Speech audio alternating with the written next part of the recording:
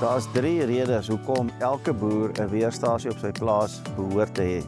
Die eerste rede is, ons skakel hierdie Metos weerstasie in saam met Meteo Blue, saam met die weervoorspelling, en dit gee vir ons 'n hipergelokaliseerde weervoorspelling, wat dan vir jou in staat stel om die volgende 7 dae baie goed te beplan, na aanleiding van wat die weer gaan doen.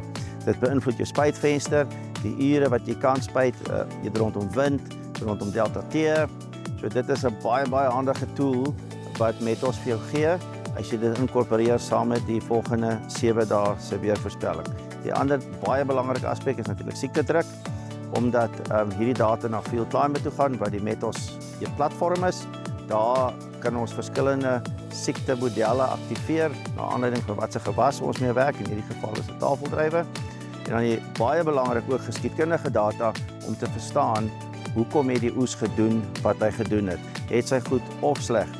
Absolute belangrike gereedskapstuk vir adviseurs wat in die gewasbeskermingsomgewing werk. 'n Spesiale tool wat vir jou insig gee in hoe gaan die week lyk en hoe moet ek my gewasbeskermingsprogram aanpas na aanleiding van wat die weer vir my toelaat.